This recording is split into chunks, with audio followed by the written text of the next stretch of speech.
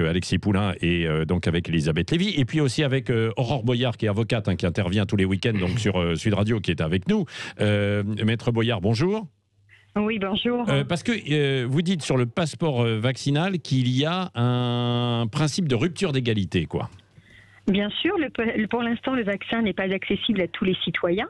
Ouais. On ne dispose pas de vaccins suffisants pour vacciner toute la population française. On va donc se heurter à un principe constitutionnel qui est l'égalité des citoyens devant la loi. Donc pourquoi créer un passeport vaccinal et donc obliger les gens à se faire vacciner, sachant que le vaccin n'est pas accessible à l'ensemble de la population. Donc si le droit à la santé est un principe constitutionnel, il va venir heurter plusieurs principes constitutionnels, dont celui d'aller y venir, la liberté d'aller y venir. Celui-là, on sait que de toute façon, il a bien été attaqué par les mesures gouvernementales, mais il y a un principe quand même, c'est l'égalité des citoyens devant la loi, et notamment à partir du moment où le vaccin n'est pas accessible à tout le monde, je ne vois pas comment le passeport vaccinal pourrait être déclaré constitutionnel.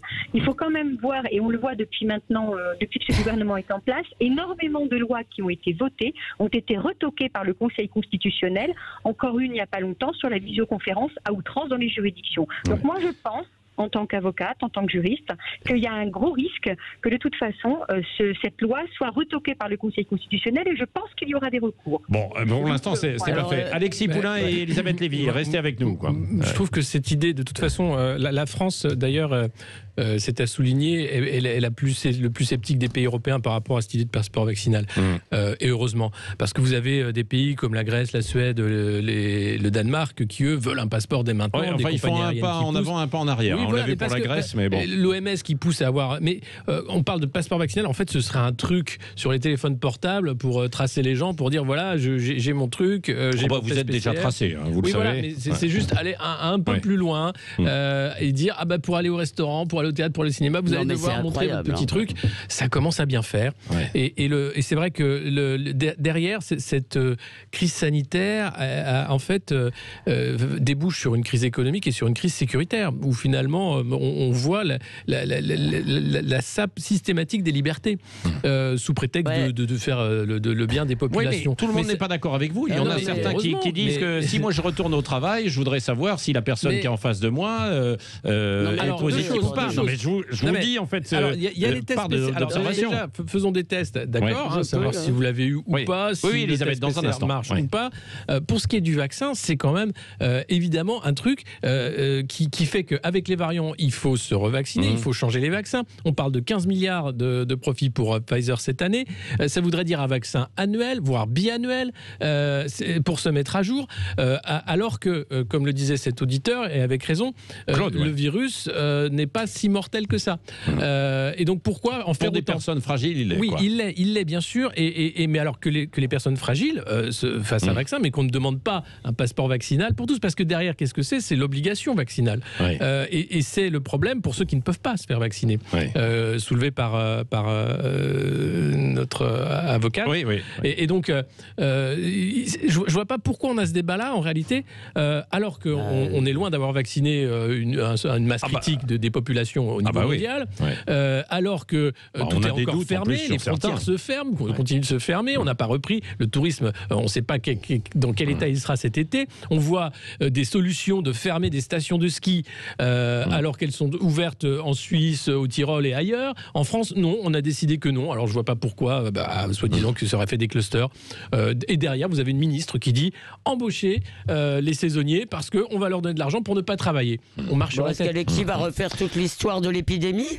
Mais je crois que sur ce principe-là, on est dans une folie économique et liberticide avant d'être dans une crise sanitaire. Elisabeth, vous êtes vous, cher Alexis, et pardon, maître Boyard un peu aussi, dans une folie égalitariste. Parce qu'en fait, d'abord, moi je veux bien, alors on nous dit ça va être inconstitutionnel, vous le direz à tous les pays qui, eux, vont demander soit pas une preuve de vaccin, soit des tests immédiats, des mesures tout à fait... Attendez, allez-y, maître Boyard.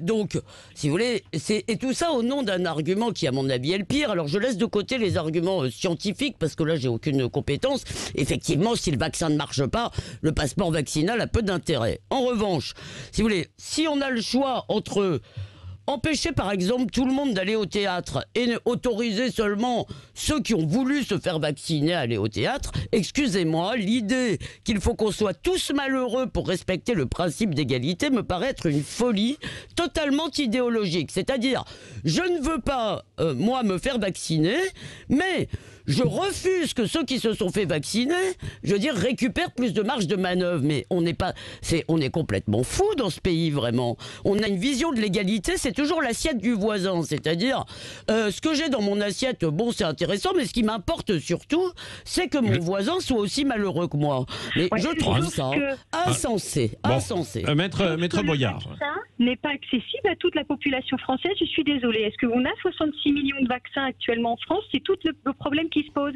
C'est-à-dire qu'à partir du moment où le vaccin, tout le monde aura accès au vaccin, là, le passeport vaccinal pourrait peut-être être constitutionnel parce que tout le monde aura le choix de se faire vacciner ou pas. Et encore, ça sera examiné. Mais pour l'instant, nous sommes dans une situation où nous n'avons pas tous accès au vaccin. On le sait parfaitement. Donc, partant de là, à partir du moment où nous n'avons pas accès au vaccin, c'est la différence avec toutes les autres maladies comme le DT polio. Aujourd'hui, si vous voulez vous faire vacciner du DT polio, il n'y a pas de problème. Aujourd'hui, si vous voulez vous faire vacciner quand vous êtes jeune par rapport au Covid, vous ne pouvez pas. On n'a pas le choix. C'est-à-dire que demain, je ne peux pas aller moi à la pharmacie pour qu'on me donne un vaccin pour me faire vacciner. Toute la différence, là, c'est une nuance importante. Quand le vaccin sera accessible à tout le monde, peut-être, mais là, il ne l'est pas. Donc, ça d'accord, donc ça veut dire que tant que le vaccin n'est pas accessible à tout le monde, moi j'ai eu mon vaccin, donc je pourrais éventuellement, mettons, si c'était autorisé, aller au cinéma puisque j'ai eu mon vaccin, mais puisque vous ne pouvez pas y aller, il vous importe absolument que je ne puisse pas y aller non plus. Excusez-moi, j'ai toujours pas compris cet argument. Mais non, je dis pas ça. Au vaccin. Bah si. Moi, je n'ai pas le droit au vaccin. Si, puisque vous n'avez pas eu le vaccin. Attendez, là, vous parlez ensemble, on ne vous entend plus. Maître Boyard et ensuite Elisabeth Lévy. Le vaccin ne m'est pas accessible, Madame Lévy. Si aujourd'hui, moi, je souhaite me faire vacciner, je ne peux pas. Donc, c'est là où il y a une rupture d'égalité. C'est-à-dire que vous pouvez peut-être vous faire vacciner, mais voilà. Donc, à partir du moment où moi, non, mais j'ai compris, mais laissez-moi vous répondre. J'ai parfaitement compris. Donc, ce que vous dites, c'est que, supposons, on va le faire dans l'autre sens, peut-être ce sera plus simple. J'ai du mal à m'exprimer. Supposons que vous ayez eu accès au vaccin et que moi, je n'ai pas eu accès au vaccin. Eh bien, excusez-moi de vous dire, ça ne m'enlèvera rien. Absolument rien. Si vous qui avez eu accès au vaccin et moi non, vous pouvez aller au cinéma et moi pas. Le fait que vous puissiez aller au cinéma ne va rien m'enlever. Si vous laissez du ressentiment, c'est l'idée que ça me frustrerait que vous alliez au cinéma puisque vous avez eu la chance d'avoir accès au vaccin et que moi je n'y ai pas eu accès. Eh bien, je suis contente pour vous. Si vous voulez, ça me met totalement égal. Et l'idée, non mais Elisabeth, vous pouvez pas raisonner comme ça parce que c'est à l'envers en fait. Mais non, c'est pas que ça. Vous complètement à l'envers. Le problème, il est très simple. Tout le monde doit pouvoir avoir les mêmes droits. C'est l'égalité des citoyens. Tout le monde doit tous avoir les mêmes droits. On devrait tous avoir accès au vaccin. Ça n'est pas le cas. Donc, le passeport vaccinal serait mettre des contraintes déjà supplémentaires aux personnes qui n'ont pas accès au vaccin. Ça n'est pas possible juridiquement. Dans ce cas-là, ça veut dire qu'il faut modifier la Constitution française. Il faut modifier notre principe d'égalité des citoyens devant la loi. Et ça, nous ne sommes absolument pas d'accord. C'est le principe de la République. Tout simplement, la démocratie. Et nous sommes encore en démocratie. Enfin, il me semble. Oui, bon, quittez pas. On revient dans un instant. On va poursuivre et conclure ce débat avant d'accueillir aussi Frédéric Thiriez. Donc là, c'est autre chose. On parlera de ses ambitions. C'est quand même assez incroyable. Il y a des élections. Dès qu'il y a des élections, il y a des tensions. C'est pas qu'en politique. Et là, c'est la même chose dans le football. Il est candidat face au président sortant, Noël Le Graët. Et puis il y a un autre candidat, Michel Moulin. Nous en parlerons dans quelques minutes également. Cécile de Ménibus. Et on continue le petit déjeuner de l'actu ce matin avec pas mal de commentaires sur les réseaux sociaux. Oui, beaucoup de commentaires autour de cette question que l'on pose. Simplement, est-ce que vous êtes favorable ou pas donc à un passeport vaccinal pour voyager notamment, mais aussi pour d'autres choses telles que aller sur des lieux festifs, des spectacles, etc.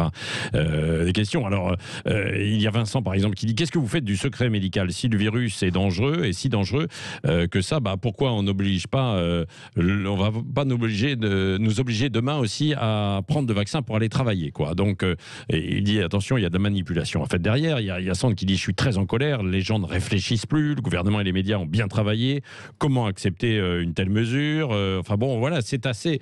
Il y a un déchaînement. Il y en a même, il y a Stéphane qui, pour vous, ma chère Elisabeth, dit donnez le vaccin à une camomille à Elisabeth Lévy. Bon, en souriant avec du sourire. Bon, oui, voilà. Bon, mais très bien, je prends la camomille. Je prends la camomille, bon. Mais non, mais je suis très frappé parce que là, en l'occurrence, il ne s'agit pas de mesures de principe. Il s'agit juste de dire voilà, nous pouvons éventuellement, encore une fois, si c'est confirmé scientifiquement. Là-dessus, je suis vraiment perdu, aussi perdu que beaucoup de gens. Mais en supposant que le vaccin protège. Donc la question, c'est de la même façon, est-ce que il vous faut un passeport pour aller à l'étranger? Ben oui, si des pays, si l'Italie ou l'Allemagne ou d'autres pays décident de demander un passeport, et ben vous n'aurez pas le choix de toute façon. Si vous voulez y aller, vous aurez à le faire. Vous devez de toute façon vous adapter. Ce que j'essaye de dire, c'est que moi je n'en fais pas une question de morale ou de principe, et que si mes concitoyens, si vous voulez, qui ont eu la chance, parce qu'ils sont habitués, je sais pas, pour des tas de raisons, d'être vaccinés avant moi, peuvent se libérer un peu plus avant moi, je ne vois pas en quoi cela m'enlève quelque chose. Et ce que je veux dire, c'est que au-delà de cette affaire de vaccin, je suis toujours très frappé par le fait que l'égalité dans ce pays, c'est pas seulement, c'est qu'en gros, il faut surtout que les autres soient aussi malheureux que moi. Et moi, eh bien, le malheur des autres ne m'apporte rien. Si quelqu'un a plus de chance que moi, je suis contente pour lui et je ne me sentirai pas brimé ou pas en démocratie, si vous voulez. Parce qu'à ce compte-là, on peut dire il faut fermer tous les cinémas parce qu'il y a des tas de gens en France qui n'ont pas accès à des cinémas. Il y a des gens qui habitent dans des villages, ils n'ont pas de cinéma. Bah alors, fermons les cinémas, ils n'ont pas de bibliothèque, fermons les bibliothèques publiques.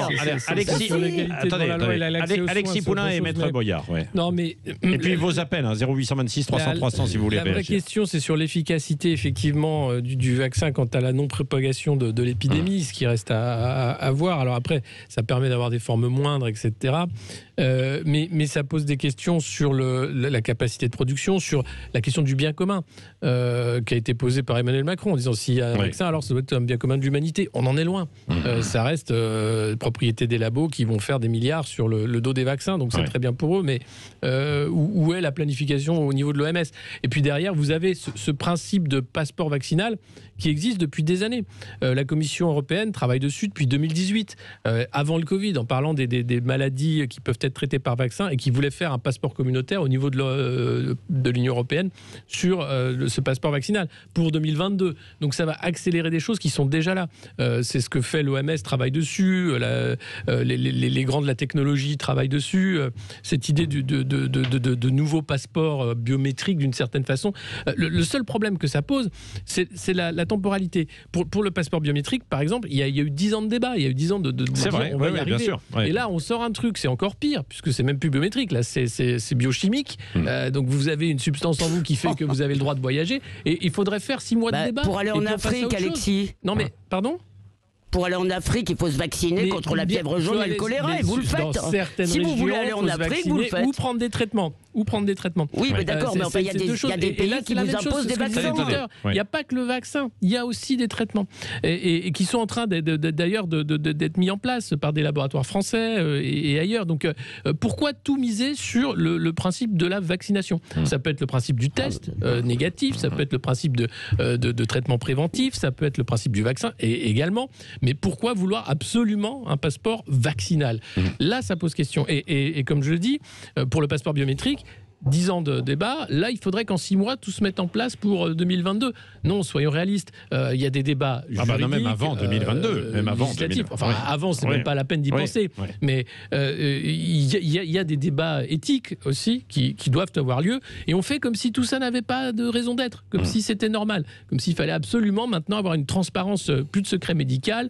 Oui, parce qu'il y a la question du secret médical, bien sûr, qui est posée aussi sur les réseaux sociaux. Là. Évidemment. Et après, c'est quoi? On va vous demander si vous avez vos rappels, parce que commencez avec ça sur les rappels de vaccination, BCG et autres dans la population française. Rien que là, vous avez déjà un gros trou. Alors pourquoi on n'a pas fait déjà ce genre de choses? Pourquoi le Covid, d'un seul coup, favorise toute cette mise en place de la technosurveillance? Parce que derrière, c'est de la technosurveillance. C'est où vont les gens et au plus près de où ils vont. Sans vouloir défendre et prendre position, si on regarde en Asie... Mais si, vous pouvez me défendre. Oui, non, mais oui, c'est vrai. Non, mais sur le principe de la technologie, sur ce que vous disiez, Alexis, à l'instant, quand on regarde ce qui se fait dans certains pays asiatiques, c'est cette technologie qui, en partie, leur permet aussi de lutter contre ça. Mais vous voulez vivre à la chinoise ? Non, je parle de la Corée du Sud. Je ne parle pas forcément de la Corée du Sud. C'est vrai qu'il y a un tas d'alertes. Moi, j'ai été concerné parce que je suis allé là-bas avant le Covid et j'ai vu qu'il y avait, vous étiez, alors que je n'étais pas sur les réseaux évidemment coréens, il y avait une alerte météo très forte. Votre téléphone sonnait immédiatement pour vous dire voilà ce qui va se passer en fait dans votre secteur, là où vous êtes, etc. Et face à la pandémie, c'est un peu comme ça qu'ils ont réussi à réguler. Résultat, ils ont moins de 100 morts. Non, mais eux, ils sont très forts parce qu'ils ont l'habitude de ce type de grippe, le H1N1, etc. C'est vrai. Nous, on le découvre. Eux, ils ont l'habitude. Et puis, l'autre chose, c'est le problème de ça. Alors, c'est très bien en termes de prévention, évidemment. On l'a aussi en France. Vous avez Facebook avec son bouton safe. Enfin, tout le monde est en train de mettre ça en place. Le problème, c'est après la technosurveillance et surtout la techno-coercition. Quand en Chine, vous ne pouvez plus sortir de chez vous ou vous êtes un citoyen de seconde zone si vous n'êtes pas dans les codes verts, orange et rouge, vous savez, en fonction de ce que vous faites dans la rue et de comment vous vous comportez, si vous payez vos impôts ou pas, etc. Donc, est-ce qu'on est prêt à accepter ce genre de choses ? Est-ce qu'on veut vivre sous l'égide du Parti communiste chinois qui centralise tout et qui fait que vous n'avez plus le droit de sortir chez vous si vous n'êtes pas un bon citoyen ? Je ne crois pas. Je ne crois pas qu'on a envie de cet avenir-là. Du côté justement de la législation et de la Constitution, Aurore Boyard, c'est vrai que ça pose un certain nombre en fait de questions.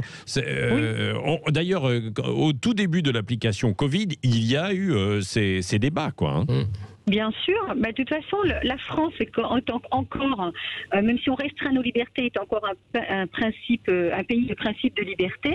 Il faut notre consentement. Pour télécharger l'application Covid, vous donnez votre consentement. La difficulté qui se pose avec le vaccin vaccinal aujourd'hui, je le rappelle, c'est qu'on peut donner notre consentement pour avoir le vaccin. On n'y a pas accès à partir du moment où on ne remplit pas les conditions pour l'avoir, puisque l'intégralité des Français ne peuvent pas être vaccinés. C'est tout le débat. Si aujourd'hui le vaccin était à disposition des 70 millions de Français, le débat ne se poserait pas par rapport à ces principes constitutionnels. Voilà. Mais ça, c'est un vrai sujet, c'est un vrai débat, et c'est cette question-là que doit d'abord trancher le gouvernement. À mon sens, de toute façon, comme disait Monsieur Poulain, ce débat, il est beaucoup trop tôt. Ce débat se posera véritablement lorsque les 70 millions de Français auront accès au vaccin. À ce moment-là, on pourra parler de passeport vaccinal. Et pour répondre, effectivement, quand on doit aller à l'étranger, effectivement, mais c'est les lois étrangères qui s'appliquent à nous. C'est pas la loi française. Moi, je parle des lois françaises. Aujourd'hui, à mon sens, on ne peut pas. Les Français sont trop attachés en plus à leur liberté et on a ces principes-là qui datent de 1789.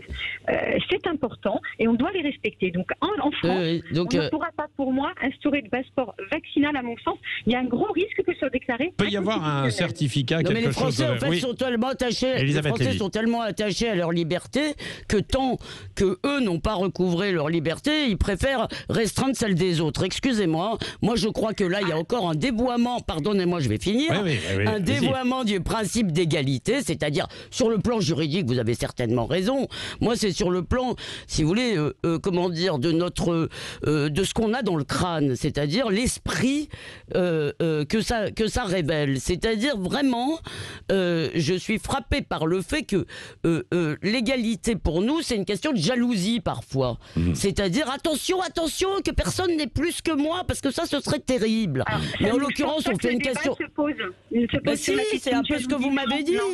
Non, pas du tout. Non, j'ai essayé de vous donner un exemple parce que si vous voulez, moi j'ai pas de comorbidité, j'ai pas tout ça, j'ai pas accès. Moi, je suis pas jalouse que les gens y aient accès. Je ne suis même pas certaine de me faire vacciner, Madame Lévy, que ça soit bien clair, puisqu'il y a des tas de problèmes à côté. Non, le problème, c'est un problème de volonté, c'est tout. Et aujourd'hui, tant qu'on n'a pas accès au vaccin, tant que on n'a pas le choix. Le problème, c'est un problème de choix. Tout le monde doit pouvoir avoir le choix. Aujourd'hui, tous les Français n'ont pas le choix. Bon, voilà. Merci. En tout cas, c'était un bon débat.